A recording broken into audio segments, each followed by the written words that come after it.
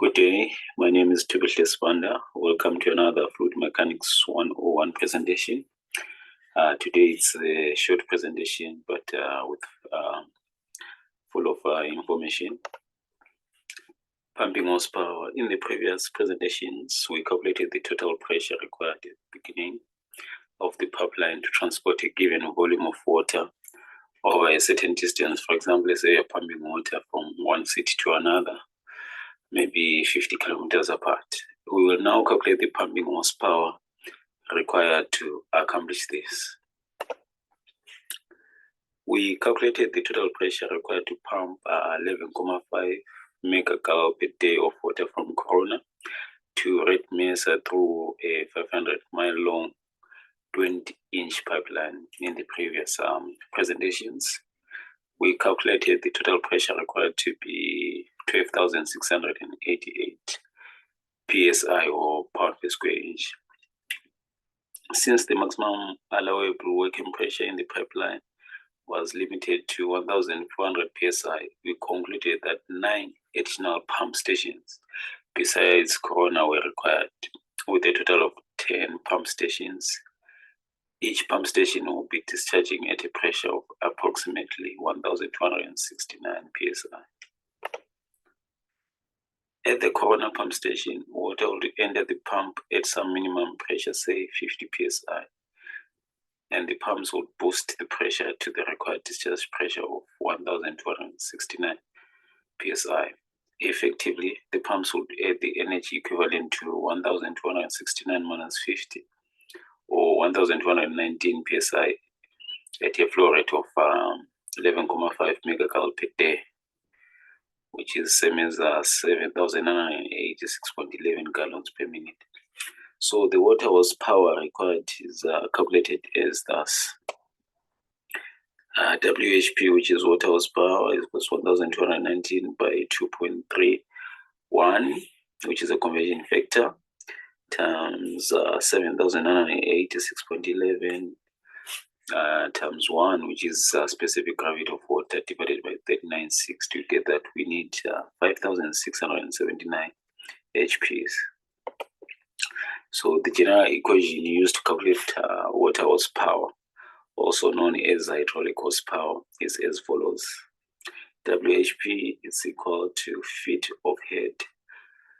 So that conversion was to convert from inches to feet, times gal per minute, times specific gravity over 3960 or 3,960, which is just a constant. Assuming a pump efficiency of 80%, the pump brake horsepower required is that, so whatever the water horsepower, which is the energy which is inputted on your fluid, in this case, which is water. But once the energy you find on the pump shaft, right, on the pump shaft or motor shaft, which is the same because they rotate at the same speed. So that's what we are looking for. Brake horsepower here, it's we said it's a hydraulic horsepower divided by 0.8, which is motor efficiency.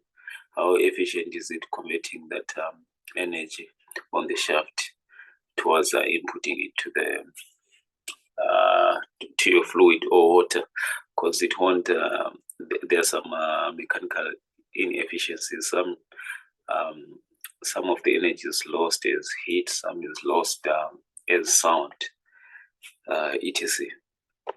So the general equation for calculating the brake horsepower of a pump is BHP is equal to feet of head, gal per minute, specific gravity, all divided by 3,906 times efficiency.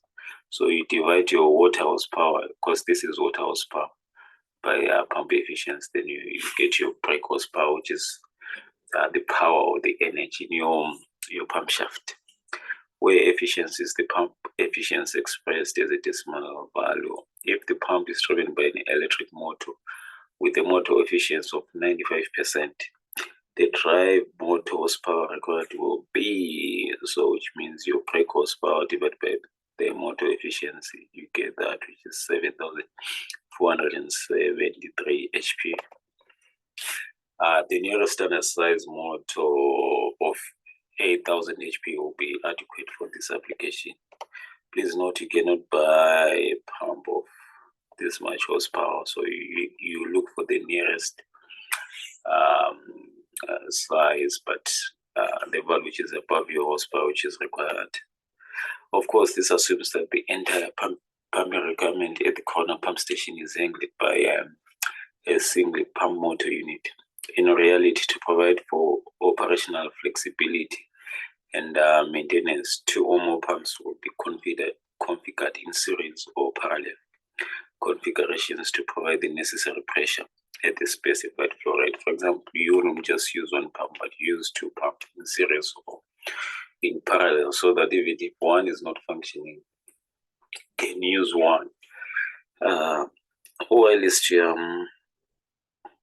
fixing the other and stuff like that. So let us assume that 2 pumps are configured in parallel to provide the necessary head pressure of 1,290 psi, which is 2,806 feet at the corner pump station. Each pump will be designed for 1/2 the total flow rate, since this flow will divide into 2, right? Which is 7,986.11 or 3,993 gallons per minute, and head pressure of 28.16. So which means only flow rate will be half, but head they should provide the same. If the pump selected at an efficiency of 80%, we can calculate the BHP required for each pump as follows. 2816 using the previous formula, if you remember. Now fitting head, so fitting head is 2816 by our flow rate, which is 3,993 gal per minute times specific gravity, all over a constant 3,960 by pump efficiency. So we get that you need 3,550 horsepower for each pump when they are connected in parallel. Alternative, if the pumps were configured in series, which means one after the other instead of in parallel, each pump will be designed for full flow, since same amount of water flow through both pumps of 7,986.11 gal per minute, but at half the total pressure required. So now, which means you maintain your volumetric flow rate, but you have your head. So the brake horsepower required per pump will still be the same as determined by the preceding equation. As I said, today was a short lesson, but full of information. I hope that helped. Next time I'll come again with another amazing presentation whereby I'll be talking about different types of farms. So keep on coming and checking on my channel. So thank you for watching, and if you have any queries, additions, and submissions, do not hesitate to contact me on my email address, which is tubaspan@gmail.com. And also, please do not forget to like, subscribe, and comment to my YouTube channel to learn more lit engineering stuff. Thank you. See ya.